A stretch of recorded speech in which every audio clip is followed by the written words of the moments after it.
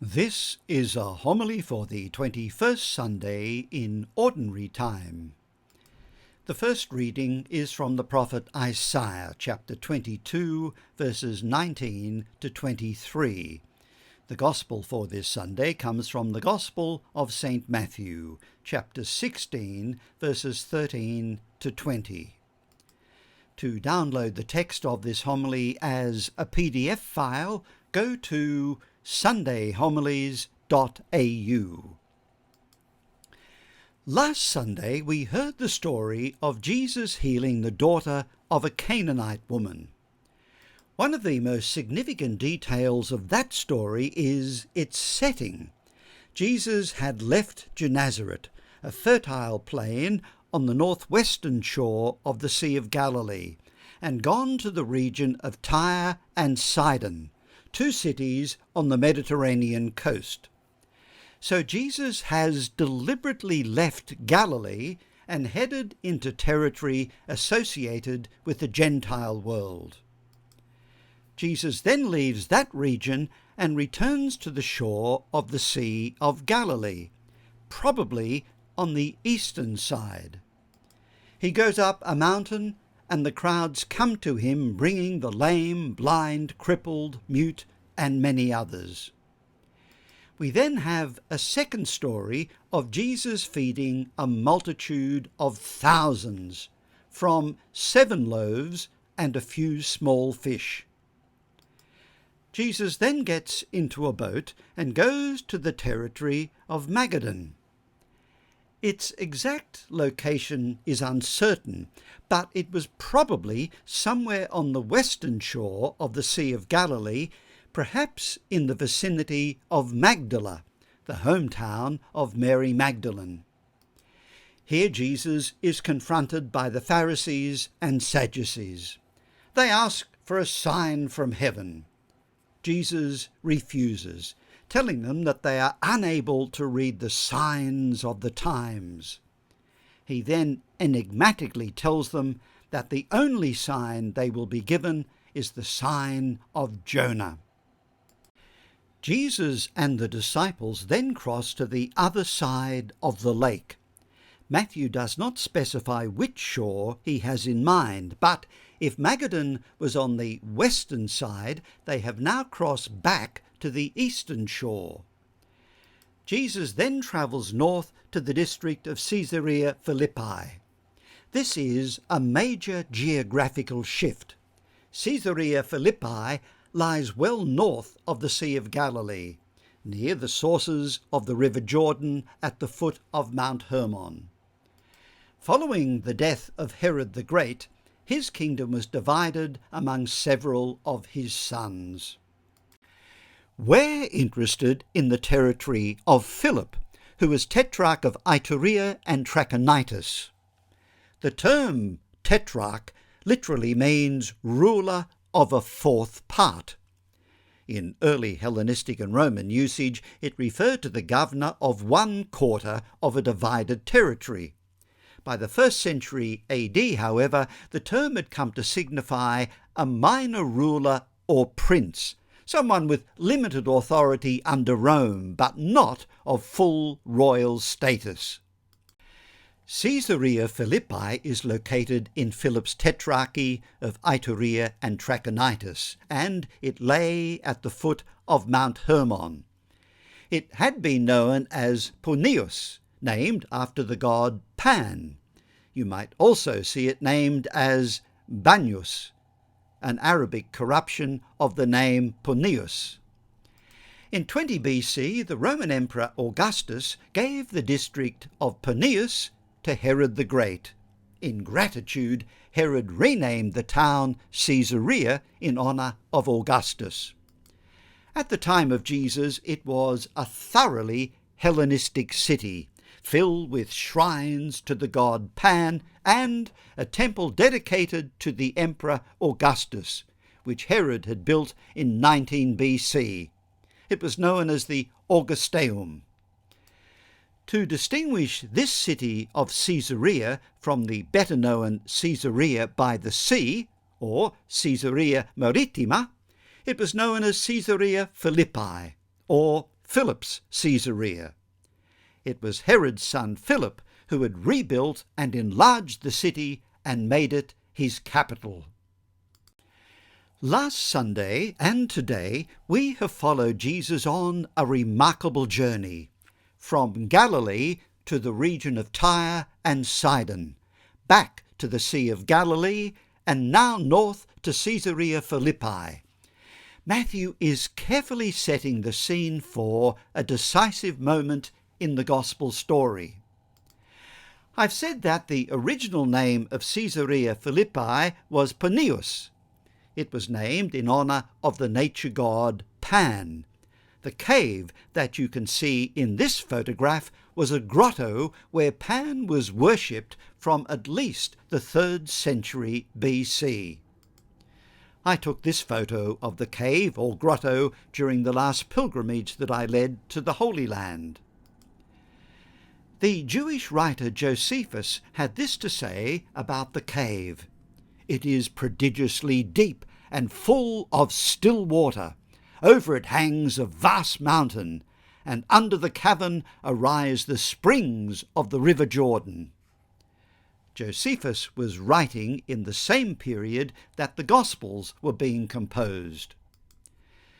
This gives you an idea of what the site would have looked like in the late 1st century AD. Here you can see the Augustaeum, the marble temple built by Herod the Great in 19 BC to honour the Emperor Augustus. Behind the temple is the grotto associated with the god Pan. The other temple, dedicated to Zeus, was built during the reign of the Roman Emperor Trajan. He was emperor from 98 AD until 117 AD. So the temple dedicated to Zeus was not there at the time of Jesus. This coin, dating from 31 AD, shows the Augustaeum on one side and the image of the emperor on the other side. So, in the region of a temple dedicated to the Roman Emperor Caesar Augustus, Jesus asks his disciples a question. Who do people say the Son of Man is? When Jesus speaks of himself as the Son of Man, it sounds like a rather unusual expression in English, but in Aramaic, the language of Jesus, the phrase could simply mean a human being, or even function as an indirect way of referring to oneself. Mark's Gospel has the simpler wording, "Who do people say that I am?" Remember that when Matthew was writing his Gospel, he had Mark open on the desk in front of him and incorporated most of Mark's Gospel into his own. But Matthew often makes small changes to Mark's wording, and here we have a good example. By using the expression Son of Man, Matthew is inviting his readers to hear more than a simple reference to Jesus himself.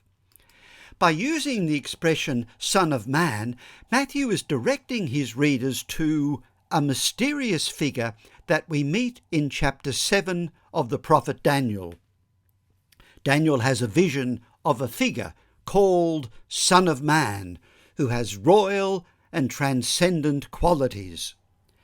The book of Daniel doesn't tell us who this mysterious figure is, but many ancient interpreters identified him with the future Messiah, and I'm sure that Matthew wants his readers to make that connection.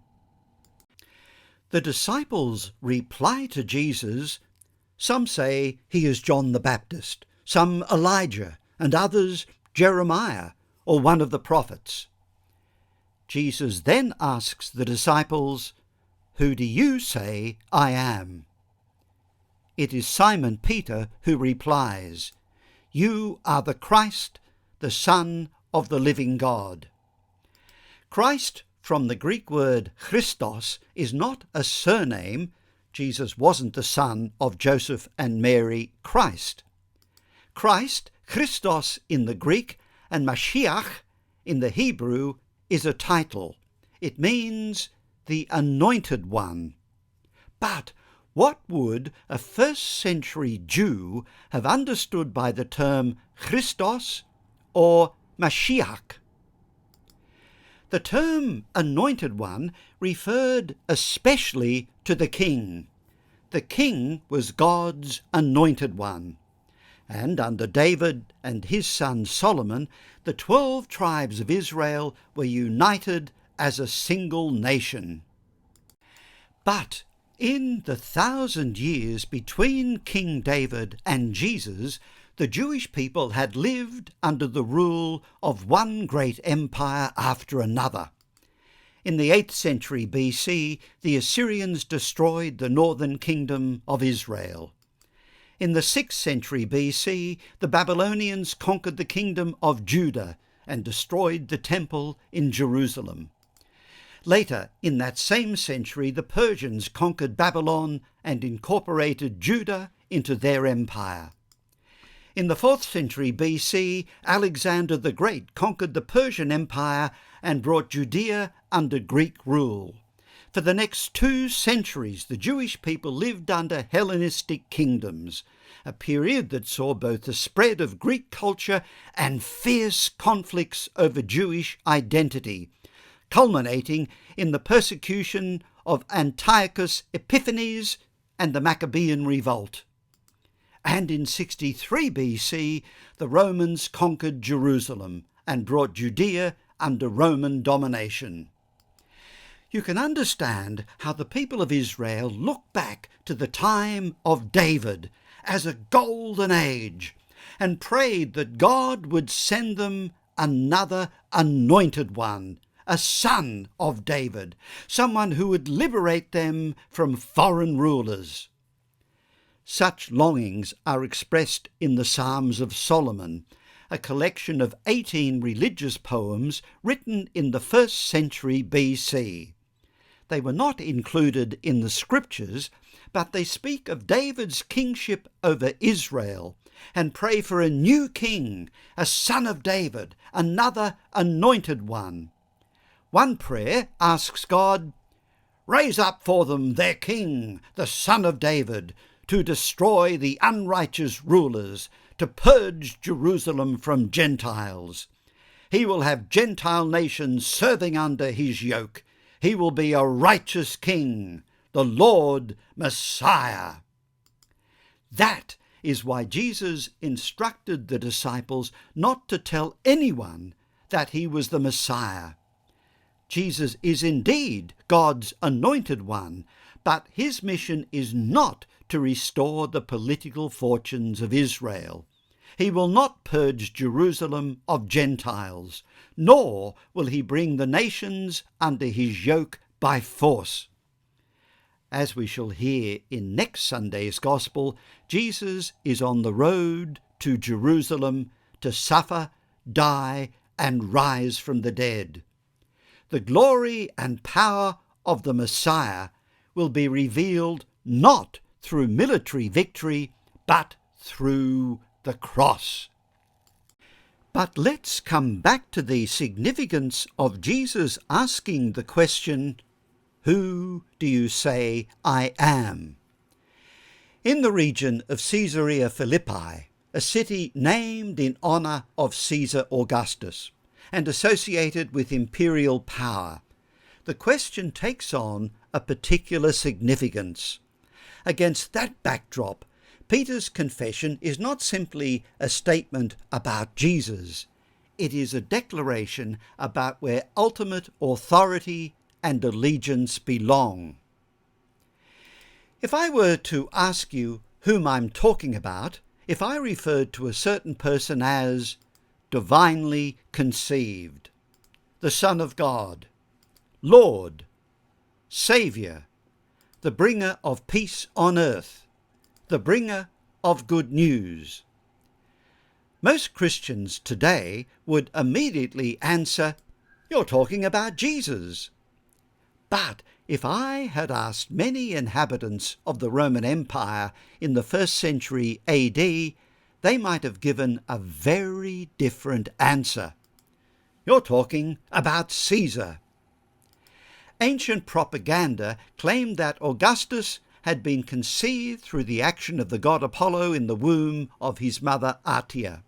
His were the titles Son of God, Lord, Saviour of the world, Bringer of peace on earth, and Bringer of good news. Such titles were to be found on coins, temples, and public monuments throughout the empire. By the time of Jesus' public ministry, Augustus had died, and his adopted son Tiberius was emperor. Yet the claims made for Augustus had not disappeared. Augustus had been declared divine after his death, and Tiberius now bore the title Son of the Divine Augustus. Look, for example, at the inscription on this coin, dating from the reign of Tiberius, who ruled from AD 14 to 37. The coin's Latin inscription reads in English, Tiberius Caesar Augustus, son of the divine Augustus, high priest.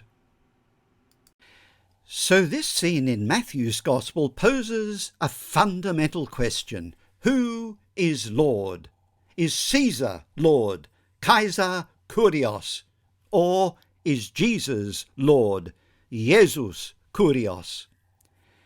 This question has lost none of its power. Every generation must answer it for itself. To whom do I give my ultimate allegiance? And ultimately, whom do I worship? In the words of Bishop Robert Barron, if Jesus is truly Lord, then government, business, family life, the arts, sexuality and entertainment all come properly under his headship. This is the truth reflected in rose windows. Here you can see the beautiful rose window of Notre Dame Cathedral in Paris. At the very centre of the rose window is Jesus himself, seated on his mother's lap. It is a way of saying that everything that we do should lead to the centre, to Jesus himself. The English Benedictine monk, Father Lawrence Freeman, offers us this reflection. Who do you say I am? Is an intimately personal question. If we do not feel its intimacy as disturbing, even intrusive, we have not listened to it. It is a question that summons a response from a silent depth within the heart itself. Let's come back to Simon Peter. It is Peter who says, "You are the Christ, the Son of the living God." And Jesus says to Peter, "Blessed are you, Simon, son of Jonah, for flesh and blood has not revealed this to you, but my Father in heaven." So this is not a conclusion that Simon has reached through his own intelligence or insight. It has been revealed to him by God himself. Jesus then says, "So I now say to you, you are Peter, and on this rock I will build my church, and the gates of the underworld will never overpower it." In the ancient world, gates were symbols of power and authority. Let's consider for a moment the significance of Peter's name change. Peter's name was Simon, son of Jonah. But Jesus, speaking in Aramaic, said that from now onwards Peter's name would be Kepha, which is the Aramaic word for rock. Simon is to be the rock on which Jesus builds his new community, the church. Matthew's Gospel was written in Greek. In Greek, Jesus says, "You are Petros, and upon this Petra I will build my church."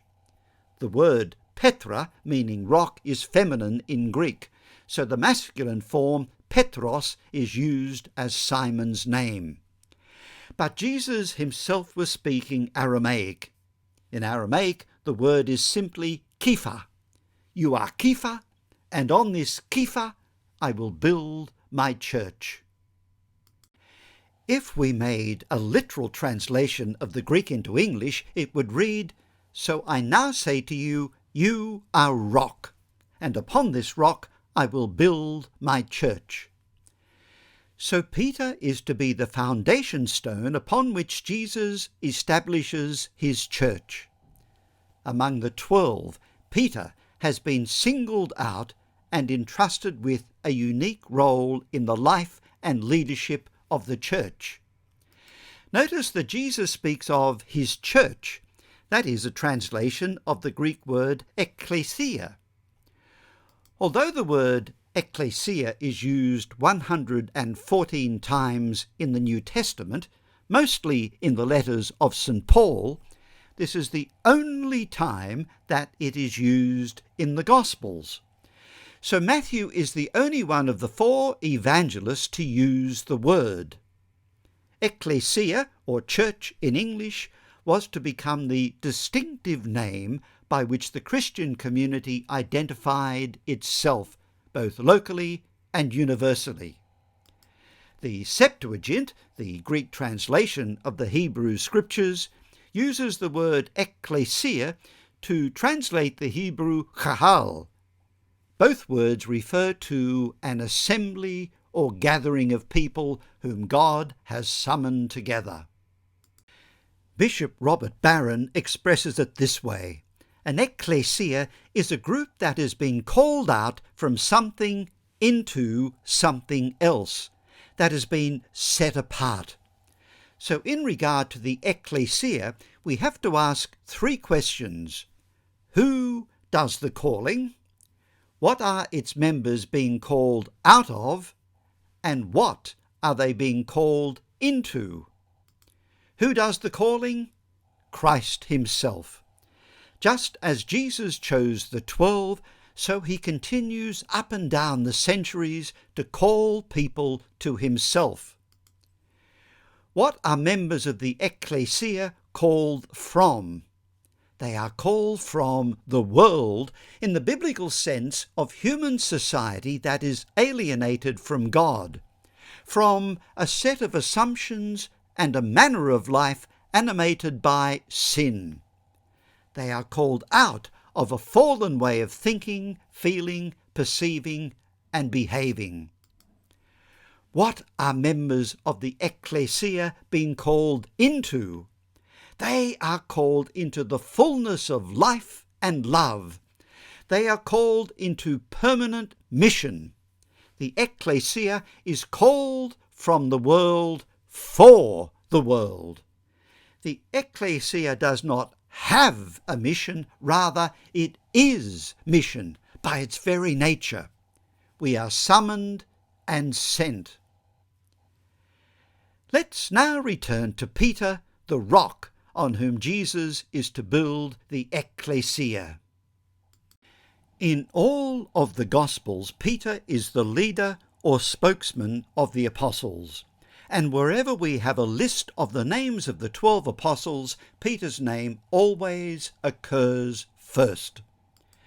Jesus tells Peter, "I will give you the keys of the kingdom of heaven. Whatever you bind on earth will be bound in heaven. Whatever you loose on earth will be loosed in heaven." Jesus isn't appointing Peter as a doorkeeper, despite the popular perception of Peter as the gatekeeper of heaven. To understand what is happening here, we need to turn to today's first reading from the prophet Isaiah. The key of the house of David is placed upon the shoulder of Eliakim as a sign that authority has been entrusted to him by the king. The key is not simply an object that he carries, it is the insignia of his office. By placing the key upon Eliakim's shoulder, the king appoints him royal steward of the palace, an office comparable to that of a prime minister. Acting on behalf of the king, he exercises delegated authority within the kingdom.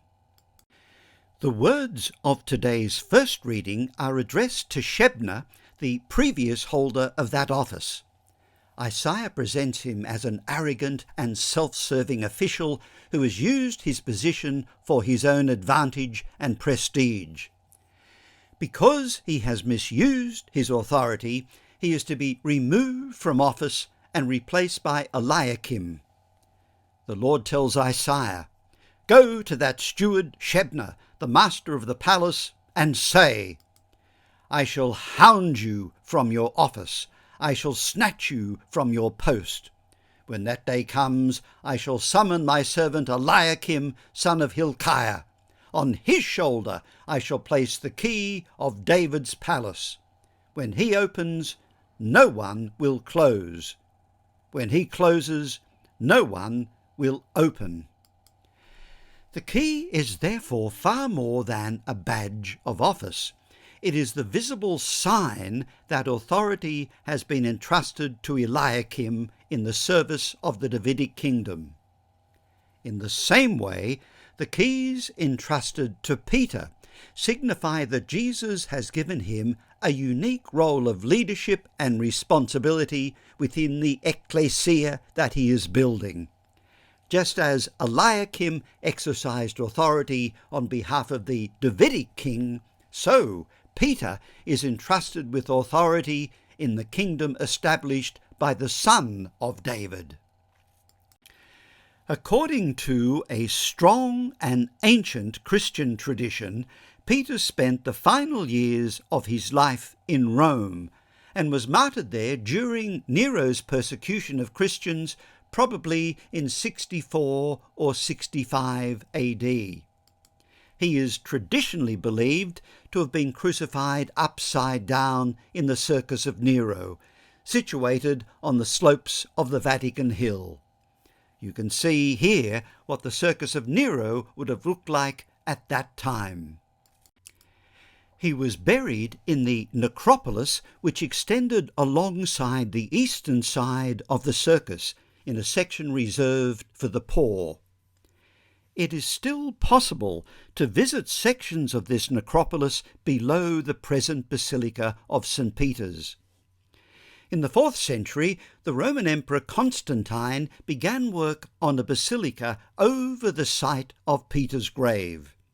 Work began in about 324 AD, and it was completed by his son Constantius in about 354 AD. So, St. Peter's Basilica was built over the tomb of St. Peter. You can see here the remains of Nero's circus alongside the old St. Peter's Basilica.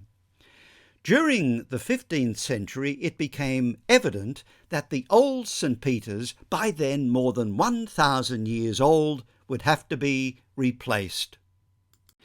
The foundation stone of the new St. Peter's was laid on April the 18th, 1506, and work continued for the next century and a half, giving us the basilica that we know today.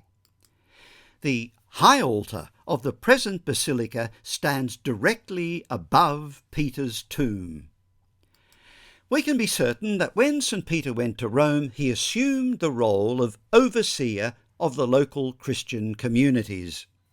The Greek word for overseer is episkopos, and that is the word that we now translate into English as bishop. So Peter is the overseer or bishop of the city of Rome. Today's readings tell us who we are as Catholics. We are people who proclaim that Jesus is the Christ, the anointed one of God, the Son of the living God. And we are called into a community founded by Jesus the Christ and built upon Peter the rock, the one to whom Jesus entrusted the keys of the kingdom of heaven.